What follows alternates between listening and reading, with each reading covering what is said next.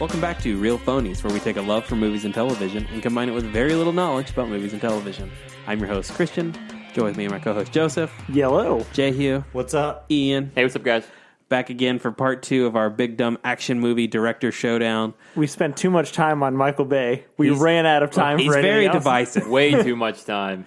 I mean, I don't know if he was very divisive. We all agreed on not liking him. Oh, that's fair point. I mean, we liked more of his movies. I think we're going to find that we like more movies of these than we think. We're going to do his competitor. Counterpart, his doppelganger. Yeah. That's a good us Topical. reference. Yeah. Mr. Roland Emmerich. Yeah. There's not that much that's of note about him. He's in his German. Personal, yeah, he's German. He is one of the few openly gay directors or successful openly gay directors in Hollywood. I did not know I had no that. idea. Yeah. We'll get into that. He's a big supporter of LGBT communities and outreach and all that kind of stuff. But otherwise, he's mostly just known for making big dumb disaster movies and action movies. He in general. loves the disaster He movie. sure does. Did he come before Michael Bay, or was Michael Bay? Well, and that's what kind of, I wanted to know. That's kind of the misconception. The misconception is traditionally that Roland Emmerich is kind of the knockoff of Michael Bay. They both gained success about the same time. He actually started a little bit earlier, but was doing some German stuff. I was aware of him before I was aware of Michael Bay, but that is also, like I said in the last episode, the first few Michael Bay movies I saw, I thought were Tony Scott. Yeah. And then the first movie I thought that was a Michael Bay movie, I just found out in the last episode was not a Michael Bay movie. So, though I'd just be totally down to just do a whole episode on Con Air, because I fucking love Con Air. Fucking love Con Air. Oh my god. That's the most Nick Cage movie, I think. It's both the most Nick Cage and the most John Cusack movie. I can talk for hours just about how bad John Cusack's suits are. Everything's amazing. in that movie. They would be great if they were on Bernie Mac, but on him, he just was ridiculous. Anyway, so Roland Emmerich. I'm wondering if the reason that you knew of him first is because the first movie he's probably known for is the movie version of Stargate. Yeah, totally. Yeah. First of all, just at what point does he stop being Roland Emmerich and Dean Devlin? Because they used to be like a duo that were kind of like a really dumb Coens, where you didn't really know which one did what. I think it's just a little after the early 2000s. Okay.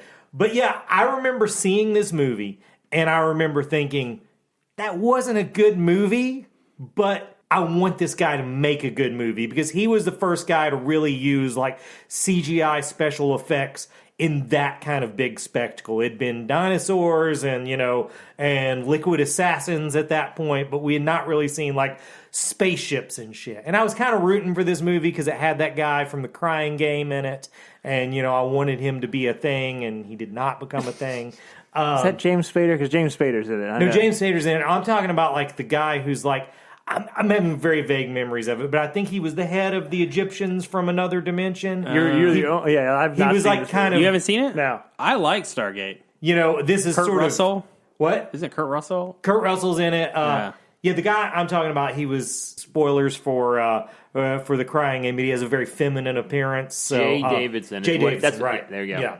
But yeah, Kurt Russell was it. James Spader, again, it wasn't a good movie, but I was like, man, this guy's next movie will be a good movie. I've never seen this. What is this about? They find a portal sort of ancient machine thing, and James Spader is he a linguist or something? He's able to interpret it to make it work.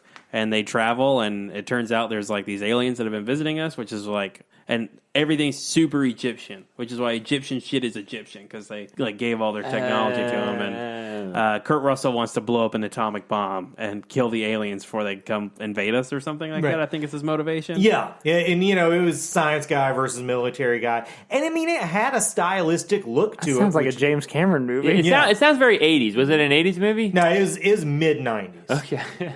I think Stargate's a pretty decent movie. Yeah. Better or worse than Transformers? Oh, that's real tough. The real test. I'll go worse than Transformers. I'm going to go worse with Transformers 2, even though I'm kind of fond of it. Yeah. Just because it's worse doesn't make it bad to me. I just don't think I would... I'm not jumping at the opportunity to rewatch Stargate. We don't think it holds up. Yeah. I mean, it must have had something to it since they did 20 years of shitty TV shows. They sure did. SG-1, Atlantis. Yeah, if you had the Sci-Fi Channel at any time in history. It's just showing So all Stargate. this is connected to that movie? All the sci-fi stuff? Like Sci-Fi Channel stuff? Huh. Yeah, and there's a bargain bin sci-fi network called Comet now, and man, they will really show you some Stargate. So to kind of vindicate you for your Stargate predictions, coming up next is probably one of his most iconic movies, probably his most widely successful movies, Independence Day. God. 96. Will Smith, Jeff Goldblum. Welcome to Earth. This movie's better than Transformers. Yeah, 100% it is. Okay, here's the thing. 100%. If anyone says it's not, they're wrong. I fucking hate this movie. What? I do. I despise it. But I had the same thing with it. This is going to be a running theme. Man, that movie was dumb, but it was really cool looking. So maybe the next movie this guy makes will be good. Oh, you're so wrong. No, okay, first of all, I can't stand that the fucking resolution was a computer virus. That was just so fucking dumb. Y2K. It was very much just like, computer viruses are a thing right now that people have just started talking about. That's what we'll do. And even though that's just like that's the most implausible ending to that movie. There's a lot of good things about it. It's a cool looking movie. I like Will Smith in it. It was cool that, that was the beginning of him becoming the biggest action star on earth for like the next 10 years. But it's just a fucking dumb movie. Yeah, this is what turned him from the Fresh Prince of Bel-Air to like A-list movie star. Yeah, this is the 100%. one. Randy Quaid's great. Randy Quaid is in it? Yeah, great. Judd Hirsch, great. But I do Bill like Pullman is the president? Yeah, awesome. Harvey Firestein, back when Harvey Firestein was a thing, where it's like, oh, we need a funny gay guy. We get Harvey Firestein. Yep. Yeah. But yeah, I despise this movie. Vivica Fox. I mean, it has a good cast. It does have. It's got a great cast. I mean? The design of the ships and particularly of the aliens with the exoskeletons. And apparently those are two separate designs. And Emmerich decided he liked them both so much that they just decided to kind of nest them in each other. Here is my sort of history with this, because I remember this trailer hitting, and I will stand by, this is like top 5 best trailers of all time. It was like, I was so fucking excited for this movie. Me and my dumb fucking friends for like 6 months, all we were doing was counting down to this movie. So I may have set the bar a little high, because it really fucking disappointed. I just remember that scene where like they're counting down and they're trying to get out of the White House and flying out, and like then everything goes off at once, and like they blow up L.A. and they blow up the White House. Like, I feel like that would hold up. I have not seen this movie in a while, but I feel like it would hold up. I think the visuals would still. Oh yeah, no, I definitely think it's. I watched it like not last year, maybe like 2 years ago, but it definitely holds up. But it also very famous for destroying the White House in a big scene, which I feel like was semi controversial at the time. What other movie has done that before that? It can't be many. I don't think many have done it since. Yeah. When we were rolling off all the stars, did we say Jeff Goldblum played Jeff Goldblum? Because he was playing Jeff Goldblum. Yeah. I think that's all he ever plays. Definitely better than Transformers. Yeah, I'd say this one's better than Transformers. I definitely prefer watching this one than Transformers. Yeah, I think that's what counts. I'm going with worse than Transformers. So I think that's a hot take. That's 2 worses from Hurt in a row. That's I know. a That's a hot take. I feel like you don't understand the metric. I 100% do, because I would watch Transformers before I'd watch this movie again. Yeah. So that brings us to his next movie, which I'm not sure if it lives up to your expectations either. 1998's Godzilla. It was a it was an American interpretation of a very popular Japanese film series, which I watched a lot of on the Sci-Fi Channel as a kid. It had a tremendous marketing campaign coming up to it. With the Taco Bell literally Chihuahua? Every fucking commercial was something about Godzilla. This one is for some reason way more autobiographical for me than Michael Bay was, because I totally love the build up to this movie. The fucking Taco Bell thing. I ate so much fucking Taco Bell because of Godzilla. I fucking loved it. I loved the trailer. I was so excited about this. I can remember vividly being in Toys R Us when the fucking design was spoiled for me. I was like, oh shit, that's what Godzilla is going to look like. Because they didn't show you what he looked like at all beforehand. And, again, I was excited. I was like, man, I really think this guy can make a good movie. This was not it. Yeah. This is one of the first movies I remember going to a theater and walking out disappointed. Because, like, as a kid, I usually loved everything.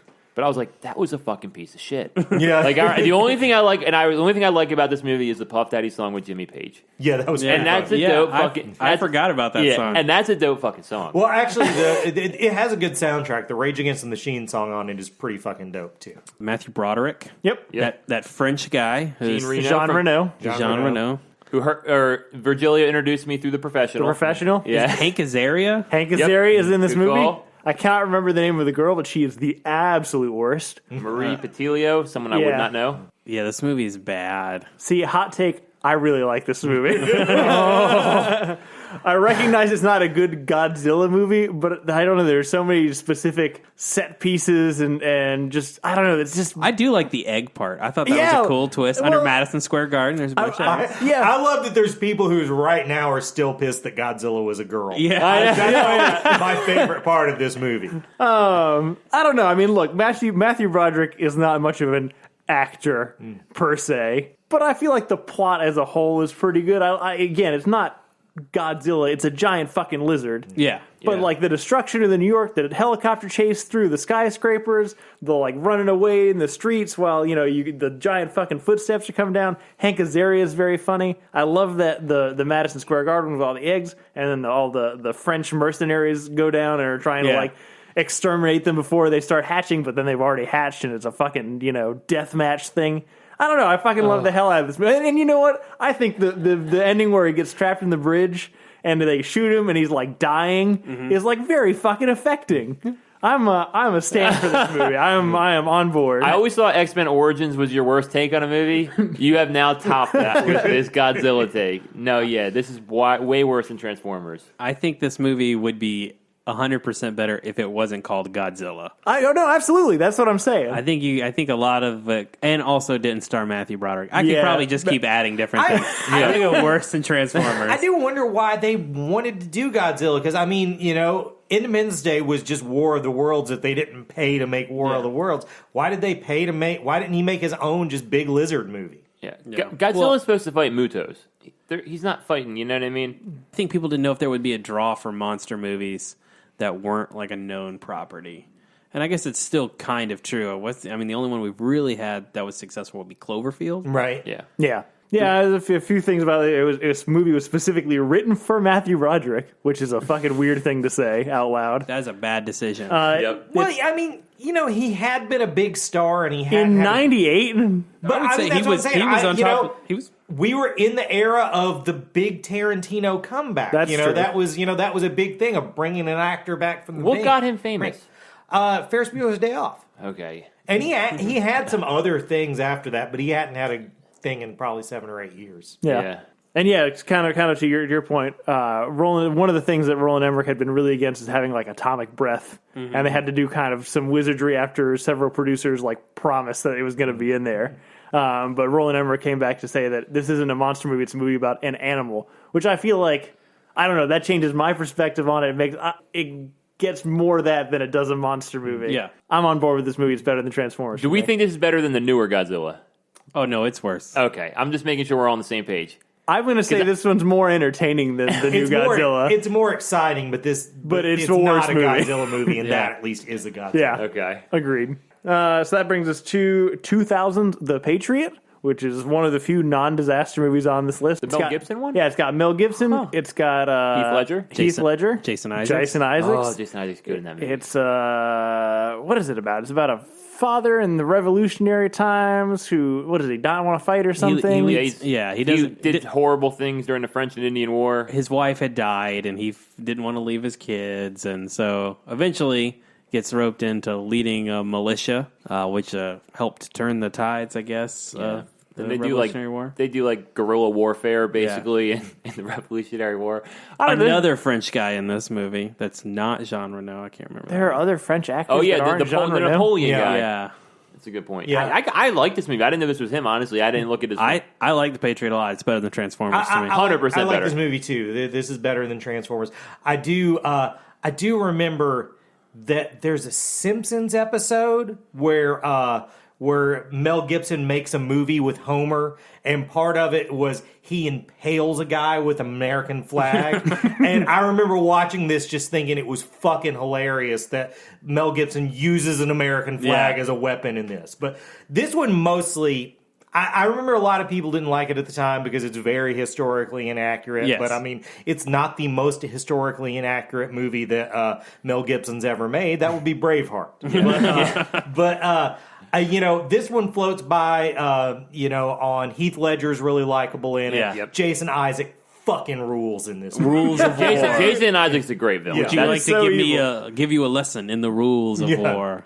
Like, he is so just hateable. Like, I just sitting there, I can't wait for this motherfucker to die. Adam Baldwin. Chris Cooper's in it. Tom Wilkinson. Chris Cooper's in it. Yeah. He's the one that recruits him. Yeah, this movie's really, really good. Tom Wilkinson's also super annoying. I remember this came out at the same time as The Perfect Storm, and I think Mel Gibson turned down that, which went to George Clooney to do this. And they were like comparing them, and this is way better than that. I mean, I feel like the world is better off with that decision. I like both of those movies the way they are. I do like this movie quite a bit. It's really fucking long. Yeah, it is. I may be remembering. It could be 2 movies. I remember it having cool action scenes, like for the time. The only thing I remember, and the reason I've never actually gone back and watched it, is I saw it. A clip of it when I was too young, and I just happened to look over, and there was a bit where Mel Gibson threw a hatchet and it went right in between the dude's eyes, and that fucked me up. That's a great scene. I never want to watch anything like this again. Besides the fact he's got like a 6 and 8-year-old little boy shooting people what's going on with a musket. I think also this is the only Mel Gibson action movie where he doesn't get tortured. Yeah. I don't think there's a scene in this where he lobbied hard for it, but they just wouldn't do it. They couldn't find a narrative reason. Yeah, he likes the torture porn. Yeah. So we doing better than Transformers? Better. Yeah. Definitely better. Yeah. So we follow that up with another one, a movie that I have a soft spot for. Dennis Quaid's The Day After Tomorrow. It's not good to me. Yeah. It's really heavy-handed global warming, climate change, disaster movie where we weren't paying attention to the dangers that we're putting out into the atmosphere and into the fucking environment. And so the world decides to just wreak havoc on us to rebalance shit. It's supposed to be like a polar vortex, right? Yeah. Or like a super extreme polar vortex. Yeah. So in that regard, it's kind of makes somewhat sense, but... Apparently, Roland Emmerich invited a bunch of scientists to watch it to kind of like check off on it, and they were like, "None of this is right," but it's still a fun movie. This movie's fucking dumb. Yeah, this movie's so dumb it needs a helmet. What are the bad guys? This is the dumbest movie. Are the wolves the bad guy in that movie? I think this Mother Nature's the bad guy. I think there's that rich kid that's trying to bang the same girl that Jake Gyllenhaal is trying to bang as the Austin villain. Nichols? Yeah, sure. Jake Gyllenhaal is not good in this movie. No, he's not. He's very Neither bad. is Dennis Quaid. Has Dennis Quaid ever been good? No. But you're right. Yes. Jake Gyllenhaal is like... Quaid is the fucking Right Stuff. I don't even know. I don't think I've seen that. You've not seen The Right Stuff? The Right Stuff is Everybody here who hasn't watched The Right Stuff is wrong. It's a great movie. It's a great movie. But yeah, Jake Gyllenhaal's like a little pissant in this movie. It's definitely not his best role. Yeah, like he's like a he's like a rich kid. He's like trying to just I don't know. Who's the girl? Emmy Rossum? Yeah, Emmy Rossum's first role. She is like actually 16 in this movie. Really? Yeah.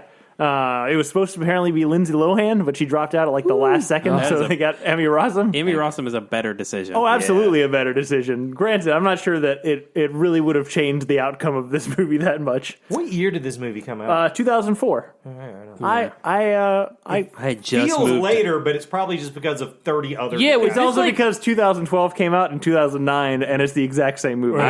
This is the first movie I saw in Pensacola. I saw it at Silver Screen. Oh yeah, when that was. This is like when global warming was before a thing, or was this? No, it still is a thing. Global warming weren't talking about it as much. This is like a Bush era critique. Okay, it sounds like something Al Gore would love. Speaking of throwback, minor trivia detail on Godzilla that I forgot to mention is that Roland Emmerich made the mayor and his sycophantic little aide in the likeness of Roger Ebert and Gene Siskel after trashing his last movie. I totally remember that. And both of them trashed them in their reviews for Godzilla for not doing something more creative with it. I totally remember that. Yeah, he's a very angry guy. Yeah, he doesn't take criticism well. No. Make better movies, you know?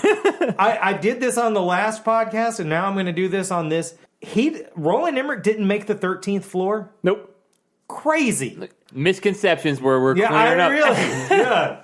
I can double check, but this is worse than Transformers. I have no doubt that you're right. I just always had thought he had and had specific opinions based on the fact that he had. Day After Tomorrow absolutely is worse than Transformers. Yeah, and this is his worst movie we've talked about yet. We'd all agree on that. I would agree with that assumption, yeah. I would probably agree with that, too. Godzilla. Wait, what was it? It's the worst movie we've talked about. So. Oh, I kind of like this movie, but you know, I don't have any factual justification for it. I just have a soft spot for it. That brings us to 10,000 BC. His ooh, I don't know. This one may be the worst one. I've never seen this. This has got to be in top 5 worst movies I've ever sat through. Yeah, it's horrible. It's up there with Babylon Earth for me. It's like a prehistoric drama of kind of. Is it like a mythic prehistoric drama, or is it's supposed to be like realistic? the Ice Age, and it's like this nomadic tribe versus like this saber-toothed tiger thing, and. That's stupid, man. It's so fucking dumb. We're on to, full on adulthood now, and I was working at at the rave. Hey, I was too at this point. And what year was this? Oh wait. Oh, I had already quit the rave by this point. And I remember that this was one that they thought there was something wrong with some of the prints of, so I had to watch it. I was required to watch it. And I was so angry when I was done watching this movie because I got up to the theater at 8 in the fucking morning after screening a movie I wanted to see the night before. And which I can't even remember what movie was. What movie? I can't even remember what it was now. But yeah, this was so fucking dumb. There's I can just remember they're on his little trek when he's leaving the ice part to the warmer regions. It's like he steps over a line and he's no longer it's like one line and suddenly it's fucking green grass and flowers. And I remember the big clincher scene in this movie is there's a big battle at the end, and then one guy shows up with an arrow and shoots the arrow, and it's like, well, if this one guy already had the idea for the arrow, why didn't he get all of his fucking cohorts a fucking arrow? It's a dumb movie. It's really dumb. It's way worse than Transformers. Yes, fair enough. So that brings us to 2009's 2012, the apocalypse disaster movie. According to Roland Emmerich, this was going to be his last disaster movie, so he wanted to make it the disaster movie to end all disaster battle royale movies. of disaster So it's movies. literally, it's playing on the Mayan calendar, end of the world kind of thing. It stars John Cusack, Woody Harrelson's in it, Chiwetel Ejiofor's in it. Oliver Platt's in it, who's a great villain. How is this any different than Day After Tomorrow? I don't think I've seen this one either. Here's an unpopular opinion. I like this movie. I also like this movie. I think it's a lot of fun. I never watched it because I was like, I've already seen this. Yeah, this seems like Day After Tomorrow. How are they any different? They're not. Okay. It's even better dumber. Special effects. That might not be true. It's even dumber. And that's kind of what makes it more driving the limo as LA is just being totally torn up. There's literally a bit where they're like, we need to steer the boat so we don't hit Mount Everest. No, it's fucking amazing. I mainly remember walking in and seeing some dumbass scene where someone's piloting a plane through a collapsing mountain. Yes. Yeah. God, that was dumb. It's a really dumb movie. I must say better than Transformers. I really enjoy watching this movie. It's a fun movie. I'm going to say based on me reading about it right now for 2 seconds, worse than Transformers. I'm going with, this was during the time in life where I would literally watch any fucking movie, and I didn't watch this. Worse than Transformers. This is one of our more divisive episodes. We have not agreed on anything. So that brings us to a movie did in 2011 called Anonymous, about the secret truth of Shakespeare. Which is it's about how there was some earl in England who, for whatever reason, couldn't put his name. I didn't actually watch it. Put his name on the paper, so he actually wrote all the things that Shakespeare wrote, and it's accredited Shakespeare, but someone else actually wrote it. It's a big conspiracy. It sounds like the wrong person to direct this kind of movie. Yeah, no, mine. I think that was the general consensus. So just like sheer lack of interest, let's go worse than Transformers. I didn't even know it existed. It's got a good cast. It's got David Thewlis. Yeah, Thewlis. Yeah. From Harry Potter and Fargo, and it's Remus got who's the lizard in Rhys Ifans, in Amazing Spider-Man. He's the knockoff Peter Stormare, also in Harry Potter. Yeah, I mean, if you're British, you're in Harry Potter. Yeah, everyone. Yeah. But yeah, I wouldn't watch this. This doesn't seem like my cup of tea. Yeah. Worse than Transformers. Yeah, it's worse because no one of us can Based on no evidence at all. So then that brings us to a movie that I think was heavily underrated at the time it came out. White House Down from 2013 with Channing Tatum, Jamie Foxx, what's his fucking name? James Woods, Jason Clarke, who you fucking love.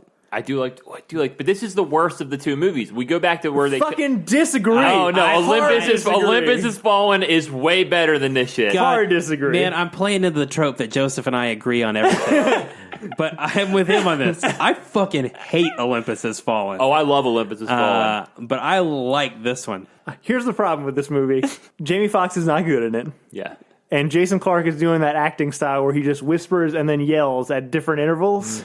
But everyone else is having a great time. This is the movie that convinced me that Channing Tatum could be the next Bruce Willis if someone would let him. It's definitely heavily inspired by Die Hard. Oh, for sure. And Channing Tatum, I feel like, plays that just that right amount of, despite the fact that he's a weird potatoey beefcake. He's got the head for it. Yeah, he's a surprisingly likable everyman in that situation. James Woods is a great villain. Richard Jenkins, I think, is like the actual bad guy. My only real problem with this movie is that they put fucking Maggie Gyllenhaal in it because I don't want you to put Maggie Gyllenhaal in anything. Yeah. I'm sick of looking at her fucking face. Yeah, no. I'm very pro Maggie Gyllenhaal. Lost. Yeah. No, I remember Jamie Foxx doing his Barack Obama impression, and I don't even feel like it's a Barack Obama It's not even, impression. no. I feel like it's like, hey, we thought Barack is super cool. So when you watch this movie, you're going to think, man, having a black president is real cool. But then it's also kind of racist because he grabs very racist. He grabs his sneakers or something before he tries to escape. Yeah, there's a lot of that. Yeah, I still like this movie. I think it's better than Transformers. I absolutely think it's better than Transformers. And I definitely think it's better than Olympus Has Fallen. Anything with Gerard Butler, bad. Morgan Freeman and Gerard Butler, I'll take any day over Channing Tatum and Jamie Foxx. I think the key is that this movie knew what it was. And I feel like Olympus Has Fallen was trying way too hard to take itself seriously. I think Olympus Has Fallen had a little Die Hard vibe to it, too. Yeah. I don't know, but I'd have to watch them again to really make that. But I'm going to go... I'm standing by it. Worse than Transformers. Yeah, I mean, I saw the previews for both of those movies, thought they both looked dumb, and didn't watch either of them. Yeah. I think you would like White House Down. I'm just Really? saying. I really do. Maybe I would.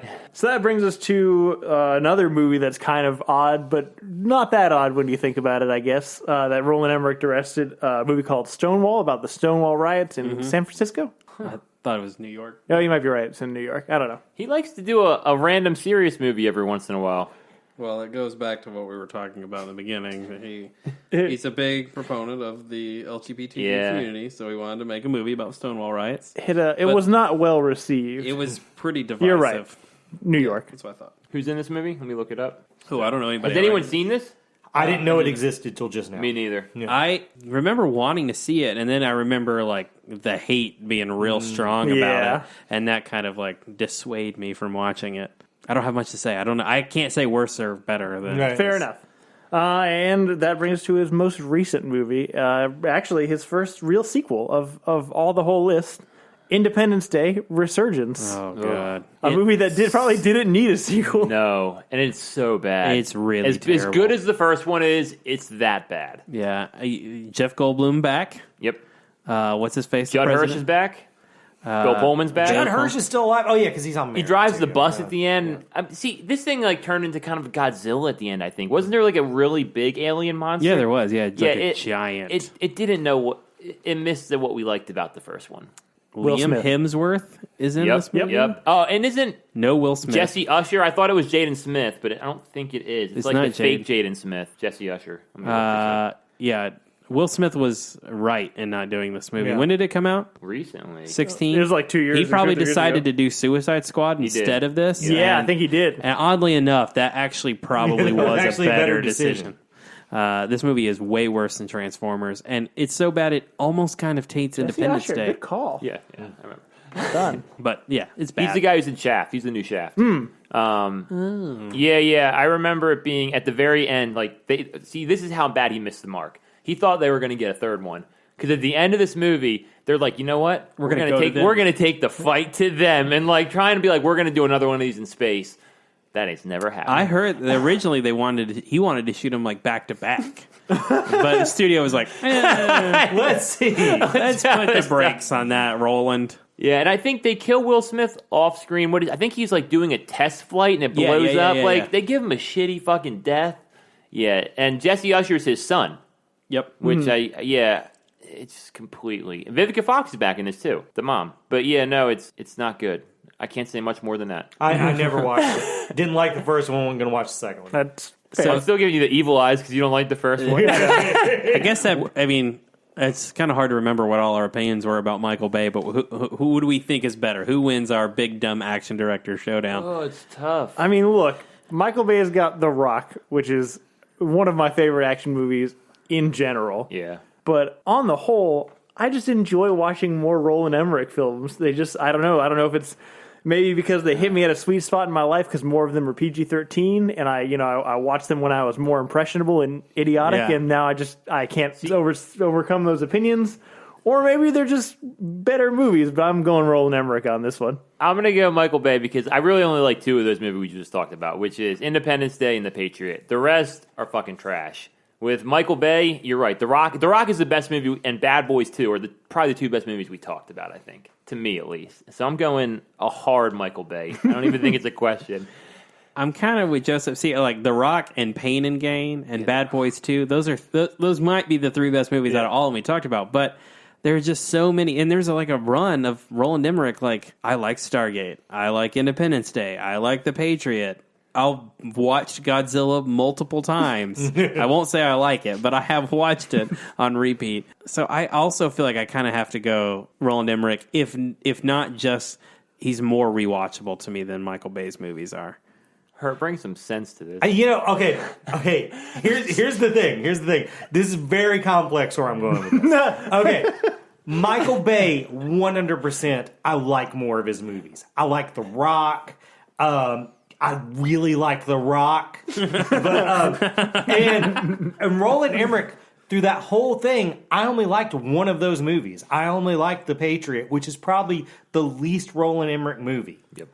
But there's something to be said for accountability. Fucking Michael Bay knows exactly what he's doing. He's leaning into this sort of anti-intellectual sort of the kind of movies I make are the kind of movies people should like. They're the kind of movies that real people like. Whereas Roland Emmerich has no fucking idea he sucks. Yeah, that's like true. He thinks he's doing a great job. That's true. So for some reason, I just kind of like Roland Emmerich more, even though I have no interest in watching any of his movies. I'll never watch another one of his movies. I'll probably watch another Michael Bay movie. But Roland Emmerich, I give him a pass, so I'm going with him. Did you guys heard that like Michael Bay is like a super well respected director among like other directors, like the way he does things? I have semi heard that. That like he like really like detail plans his shots and stuff like that, and goes to like extremes. I mean, the dude is known for having an outrageous number of shots. Yeah. To be fair, I've never heard an actual director say, "Oh yeah, Michael Bay." I mean, Steven Spielberg loves to give that guy some work. Yeah, they do work together a lot. This is going to be real insider. But Steven Spielberg might just want to make money. I think I also like watched like a Scott Derrickson on Twitter like wrote this like also long... Scott Derrickson is not a fucking high bar to clear. Dude, fucking Sinister is a good movie. For comparing him to guitar players, he's Yngwie Malmsteen. He is technically proficient, maybe even technically amazing, but nobody gives a shit about Yngwie Malmsteen except for other guitar players. So other directors saying Michael Bay is good, I don't give a shit, you know? Yeah. No, I'm still not going to change my opinion. Roland Emmerich's fucking better than Michael Bay. I think you guys have some recency bias. You're pulling one out of my hat. And you we're forgot how much you like shit from 20 years ago. I'm talking about your Michael Bay from last week. You guys are forgetting how much we liked it, but 3-1, I'm outnumbered, so I can't say anything. Roland Emmerich's the winner. Mind you, I respect majorities. Like, I'm giving him the pass because I think he might be a little touched. Like, he doesn't have full adult intelligence, is what I'm saying. Well. Yep. So that's our big dumb action movie director showdown. Roland Emmerich, congratulations. You can pick up your prize at the door. Better than Michael Bay. Yeah. So what have we been watching this past week, guys? I'll start because I haven't been watching shit. The only thing I watch is Us, and I think we might talk about that a little bit later. I've been plugging through Game of Thrones. I've been watching a lot 'cause I've been training this fucking puppy who pisses everywhere. You hang on, this puppy that you paid a lot of money to piss everywhere. I know he's getting better, but God, I'm getting frustrated. I should never have kids. That's what I've learned. So your puppy opinion is basically like your movie opinion. 3 weeks in, and it's not as good. That's a very good point. Oh, that is a good point. I watched through season 4 of Game of Thrones. Last time I was at the Red Wedding, I watched through The Children, which is the last one of season 4. It's my favorite fucking episode. Season 4 is, they're all good. We're watching, but I went into this thinking season 4 is the best, and I'm still going to walk out of this. Season 4 is the best. Season 4 is the best. Totally. The last 4 episodes of season 4 are probably the 4 best They're episodes. They're like all hits, man. Yeah, like the fourth last one is Tyrion's speech at his trial where he just like tells everyone off, and it's just a fucking great speech. Then the Mountain versus the Red Viper is the 8th episode, one of the best endings. The 9th episode is my favorite episode in the show, The Watchers on the Wall. I'm big into action scenes from this podcast. If you listen, you know. And I love the set pieces is just great. Like the location of the battle makes that whole thing. You finally start seeing characters that you've come around for a couple of seasons start dying. Like Ygritte goes. Then in the 4th one, it has the Hound versus Brienne, which is amazing. Which is the best fight in the show. Yep. Yeah. I would say, at least to this point, I don't remember the later seasons as much, but from what I've seen so far, by far the best. It's the most Game of Thrones fight because you as soon as it happens, you totally want it to happen, but then you realize whoever loses, I'm losing somebody outright. Right. Yep. Yeah. It's also one of my favorite Arya moments in the show. I love how Arya reacts in response to both of them during that part. Yep. It's dope. The way she leaves the Hound and doesn't kill him. I don't know if she likes him or she wants him to suffer because he's on the list. I don't think she knows at that point. Yeah, that's what I mean. And she plays that very well. Yeah. And also, Tyrion killing Tywin is just fucking great. Yeah. Yeah, I mean, also, season 4, I forgot, has Jon Snow going north of the Wall to get the Night Watch traders at Craster's Keep. That's a fucked up scene. Yeah. Like, where the guy who, was leading, he's just in the background, there's just people raping people, and he's drinking the wine out of Mormont's skull. Burn Gorman? It's Burn Gorman, Yeah. a man with the best name I've ever fucking heard in my life. God, that's, it was What better. a drastic character between that and, him in Pacific Rim. They're I know, so right? different. Yep. Yeah, it's just really, really good. I'm really digging watching it again. I'm on pace to finish right as the new season comes. So I got to the 5th episode. I watched the 5th one this morning, and the first episode of season 5, and Mance Rayder getting burned fucking alive, and Stannis up north. I don't remember all of this. I hadn't watched it again, so it's all kind of fresh to me, and it's really fucking good. Yeah. The 5th is starting that season, the only season that I haven't watched multiple times, so that stuff would be new. I think season 5 is a little because I'm seeing what's going to happen, and the whole thing with King's Landing and the Sparrows. That's probably the weakest storyline they've done out of any of it. I'm not looking forward to that. And also Arya, I thought that was going to be cooler than it ended up being, I believe, right? With Jaqen and Hagar. So I think I don't think season 5 is going to be a letdown because everything in season 4, everything clicks. You know what I mean? But one thing I wanted to say is you talk about how in the later seasons that people move quick. Yeah. That's happened in season 4 too, because in season 4, Stannis goes across the Narrow Sea to visit the Iron Bank, and then the next episode he's back north of the Wall. So they were speeding it up a little earlier than I even thought. That's fair. It gets they do it more frequently, and it gets worse as the series goes on. But yeah, I'm looking forward to keep going with that. It's weird because I had not watched anything. I was super busy up until Thursday, and I said I was going to watch True Detective, but I was I don't have enough time to watch True Detective. I'm just going to sit down and watch a movie. So I watched The Dirt, which was a movie. In Hurt's words, I recognize its right to exist. They definitely make Mick Mars out to be the sanest one of him and Tommy Lee both. Yeah, kind of come out to be the sanest ones.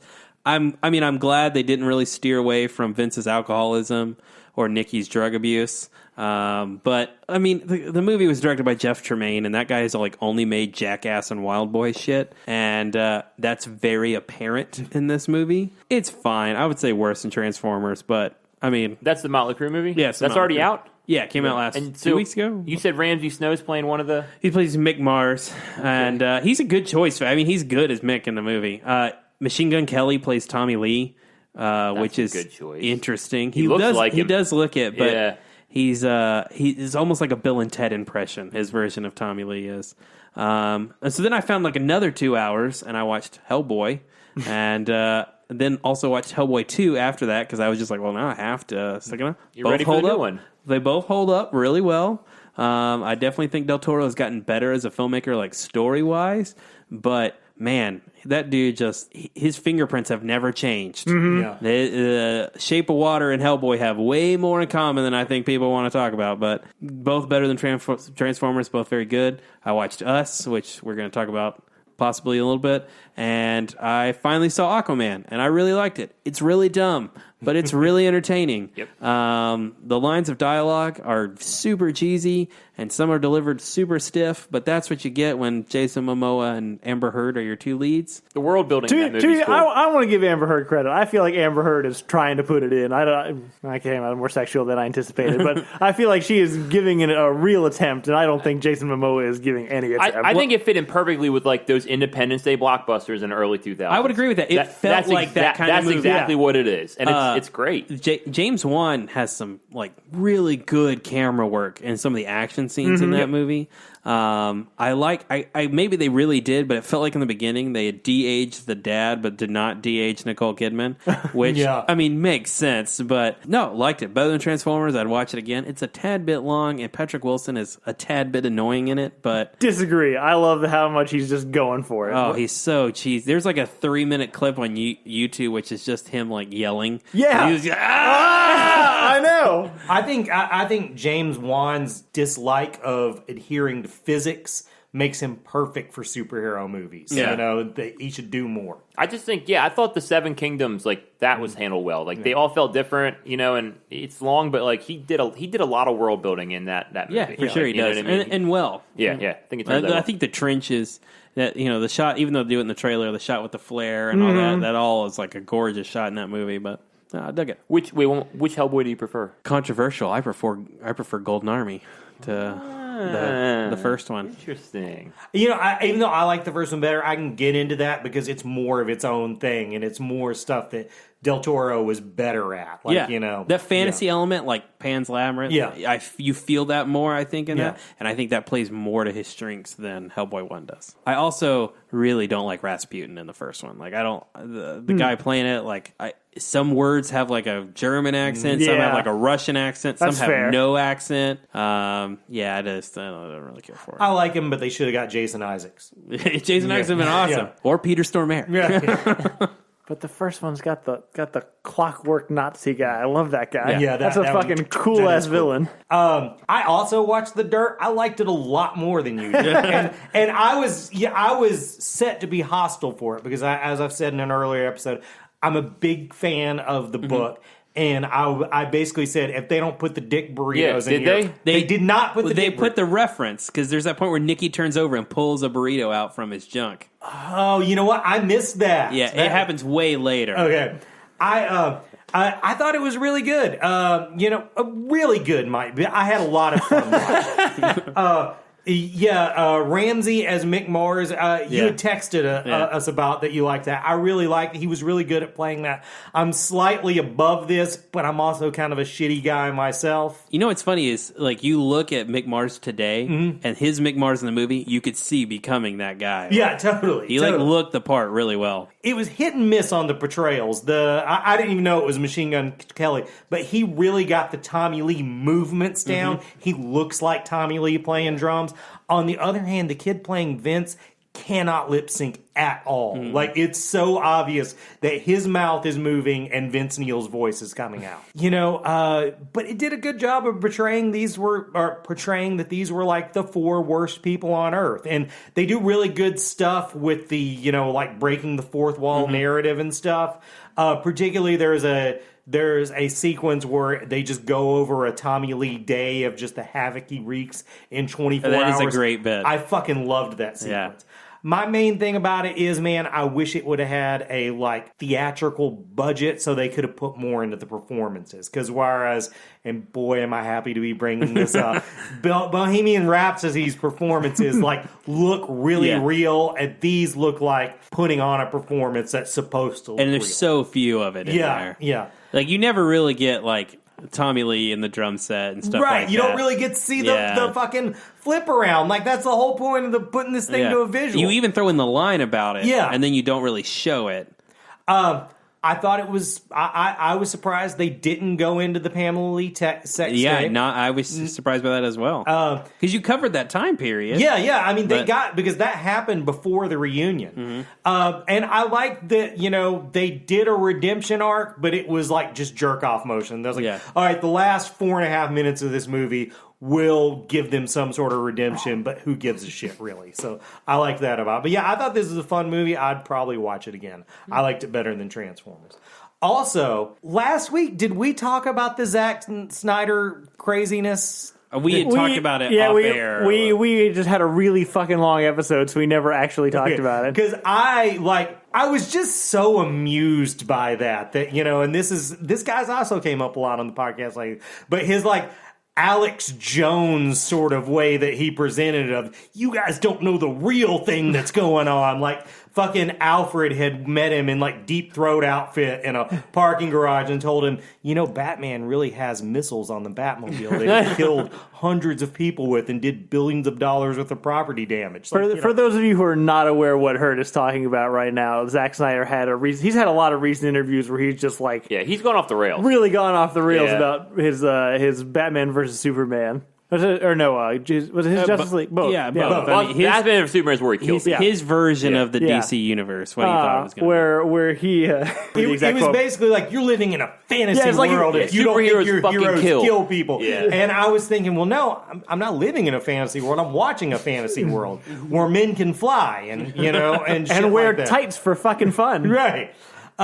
So in that spirit, while I was doing some cleaning this weekend, I was like, fuck it, I'll put on my maybe least favorite movie. I'll put on Batman versus Superman and see if it's more interesting from the prospect of watching it that a kind of crazy person made it. And? You know what? No, it's not. It's still just a dumb it's fucking the worst fucking movie. Yeah, it's really, really bad. When you guys watch it, do you guys watch the extended version or the I did this time. Yeah. It does make more sense. It's better because there's actually a Clark Kent in there. Right. You know what I mean? Well, and it explains half the shit that happens to Superman. Like the beginning part movie. with them burning up, it doesn't make any sense. Yeah, it does not. In the theatrical version, they're like, well, it found these bullets. Why the fuck would Superman have bullets? Do you know what I wonder about this movie that I've never heard? Did the people in it get a full script? Probably. Because they don't seem to know that they're in a shitty movie. They really are giving good performances in this horrible fucking movie. Especially Affleck. Yeah. Affleck's fucking going for it. Yeah, Affleck is really good in it. It's just a bad movie. Yeah. So I think that's it for this week. What are we doing next week? We have Shazam. We have a lot of fucking content. I guess Shazam comes out next week. You guys can have to start watching movies. You know that. There's a lot of movies coming. Yeah. Well, we don't have to do them all. Yeah, Avengers. It's Pikachu. It's a busy month. Godzilla. It's a busy couple months. We'll see how it goes. Hellboy. Yeah. Hopefully next week we're going to come at you with a Shazam review and let you know whether the other Captain Marvel is also worth your time or not. But in the meantime, thank you guys for listening. Please like, subscribe, rate, tell all your friends. If you want to get in touch with us, you can reach us at realphonies.com. We have a contact form, and please send us any suggestions, thoughts, anything else about Michael Bay or Roland Emmerich we might have missed. If you want to follow us on social media, you can follow us on Twitter and Facebook at Real Phonies and on Instagram at Real_Phonies. Thanks to Zach Evans for our and Brian Velasquez for our theme. We will see you guys next week. Later.